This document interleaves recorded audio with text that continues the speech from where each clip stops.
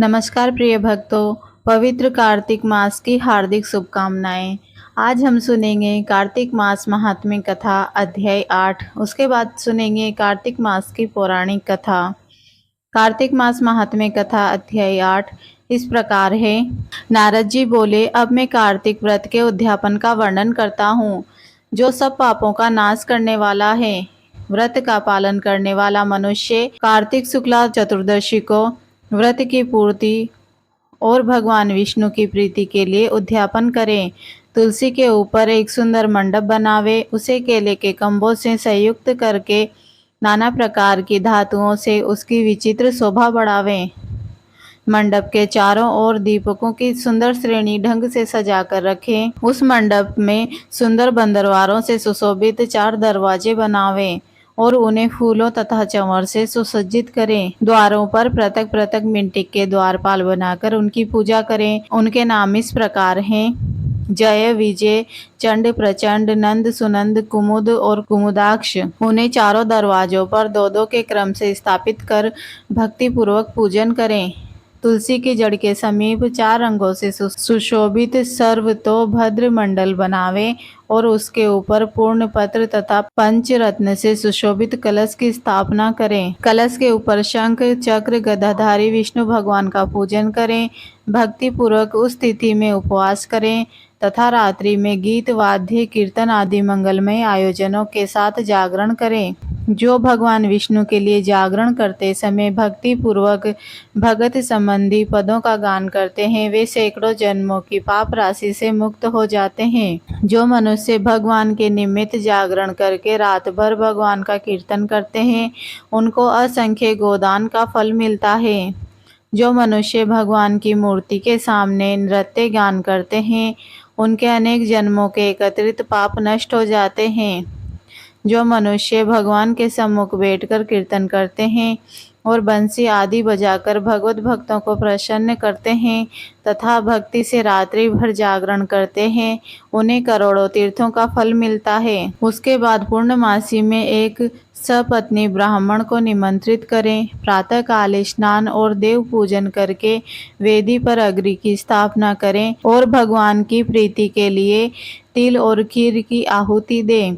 Home की शेष विधि पूरी करके भक्ति पूर्वक ब्राह्मणों का पूजन करें और उन्हें यथाशक्ति दक्षिणा दें। फिर उनसे इस प्रकार क्षमा प्रार्थना करें: आप सब लोगों की अनुकंपा से मुझ पर भगवान सदैव प्रसन्न रहें। इस व्रत को करने से मेरे 7 जन्मों के पाप नष्ट हो जाएं और मेरी संतान चिरंजीवी हो। इस पूजा के द्वारा मेरी सभी मनोकामनाएं पूर्ण हो। मेरी मृत्यु के पश्चात मुझे अतिशय दुर्लभ विष्णु लोक की प्राप्ति हो। पूजा की समस्त वस्तुओं के साथ गाय भी गुरु को दान में दें। उसके पश्चात घर वालों और मित्रों के साथ स्वयं भोजन करें। भगवान द्वादशी तिथि को शयन से उठे, त्रयोदशी को देवताओं से मिले और चतुर्दशी को सबने उनका दर्शन एवं पूजन किया। इसीलिए उस तिथि में भगवान की पूजा करनी चाहिए। गुरु की आज्ञा से भगवान विष्णु की सुवर्णमयी प्रतिमा का पूजन करें। इस पूर्णिमा को पुष्कर तीर्थ की यात्रा सबसे श्रेष्ठ मानी गई है। कार्तिक माह में इस विधि का पालन करना चाहिए।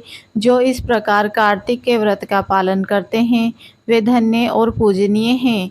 उन्हें उत्तम फल की प्राप्ति होती है। जो मनुष्य विष्णु की भक्ति में तत्पर हो कार्तिक में व्रत का पालन करते हैं, उनके शरीर में स्थित सभी पाप तत्काल नष्ट हो जाते हैं। जो श्रद्धा पूर्वक कार्तिक के उद्यापन का महात्म्य सुनता या सुनाता है, वह भगवान विष्णु का सानिध्य प्राप्त करता है।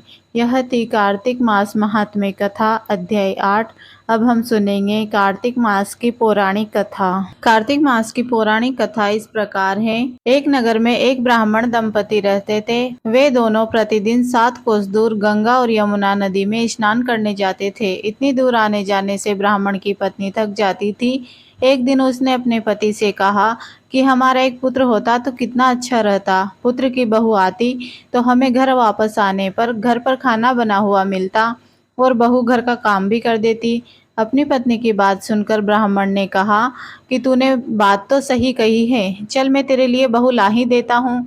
ब्राह्मण ने कहा कि एक पोटली में आटा डालकर कुछ मोहरे रख दे। ब्राह्मण के कहे अनुसार उसने पोटली बांध कर दे दी। पोटली लेकर ब्राह्मण चला। ब्राह्मण को सफर के दौरान यमुना के किनारे बहुत ही सुंदर लड़कियां दिखाई दी। वे रेत में घर बनाकर खेल रही थी। उनमें से एक लड़की ने कहा कि मैं अपना घर नहीं बिगाड़ूंगी, मुझे तो रहने के लिए ये घर चाहिए। लड़की की बात सुनकर ब्राह्मण मन ही मन सोचने लगा कि बहू बनाने के लिए यह लड़की उचित है। जब वह लड़की अपने घर को जाने लगी, तब ब्राह्मण भी उसके पीछे पीछे उसके घर तक चला गया। वहां जाकर ब्राह्मण ने उस लड़की से कहा, बेटी, कार्तिक मास चल रहा है, इसीलिए मैं किसी के घर का खाना नहीं खाता। मैं अपने साथ आटा लेकर आया हूँ। अपनी माता से पूछो कि क्या वह मेरे लिए आटा छानकर 4 रोटी बना देगी। यदि वह मेरा आटा छानकर रोटी बनाएगी तो मैं रोटी अवश्य ही खा लूँगा। लड़की ने जाकर अपनी माँ को ये सारी बात बताई। माँ ने कहा, उचित है, जाकर ब्राह्मण देव से कह दो कि वह अपना आटा दे दे और मैं रोटी बना दूंगी। जब वह आटा छानने लगी तो आटे में से मोहरें निकली। वह सोचने लगी कि जिसके आटे में इतनी मोहरें हैं, उसके घर में कितनी मोहरें होंगी।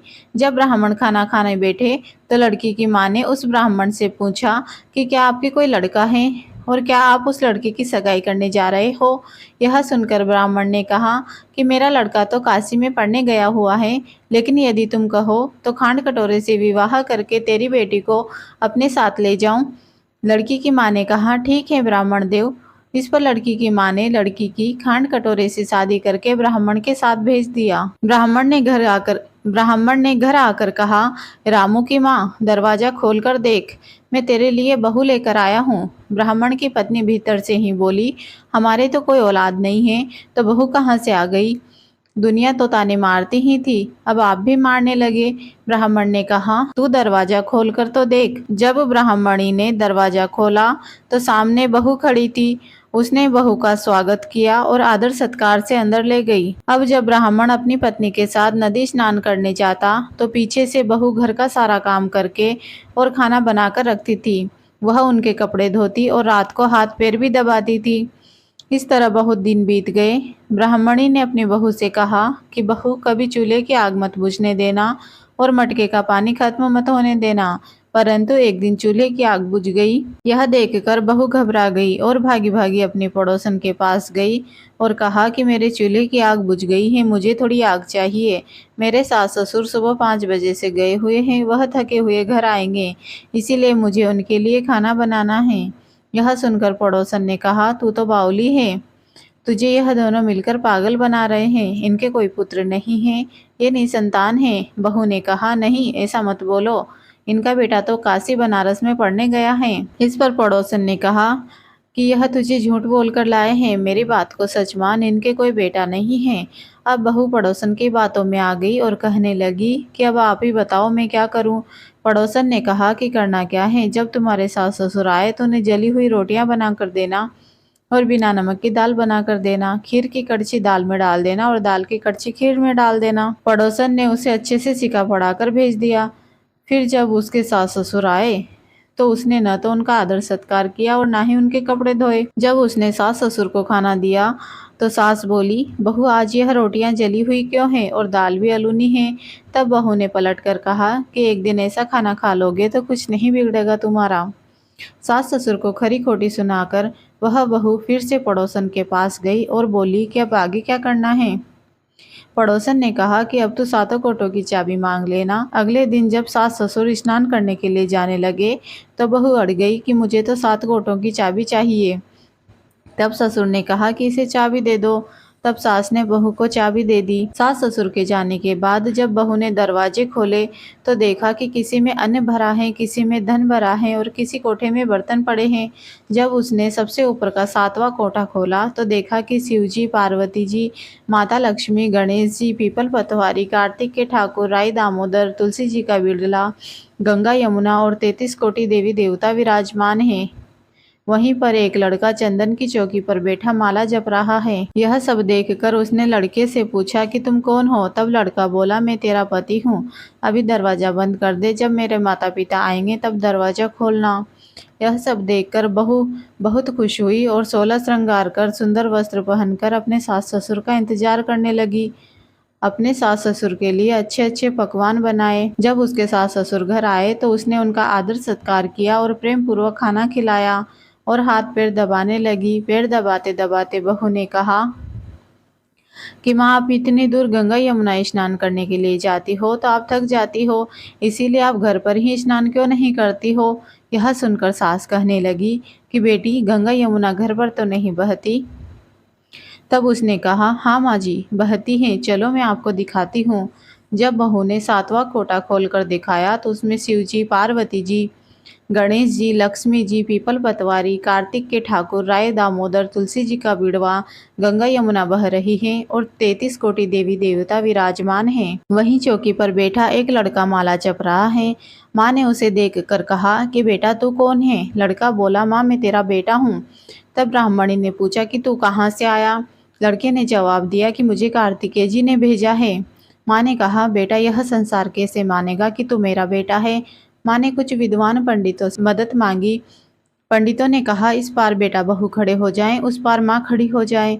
माँ ने चमड़े की अंगियां पहनी हो और छाती में से दूध की धार निकलकर बेटे की दाढ़ी मूछ भीगे और पवन पानी से गठजोड़ा बंधे, तब मानेंगे कि यह इस माँ का ही बेटा है। उसने ऐसा ही किया। चमड़े की अंगियां फट गई और छाती में से दूध की धार निकलकर बेटे की दाढ़ी मूछ भीग गई। पवन पानी से बहू बेटे का गठजोड़ बंध गया।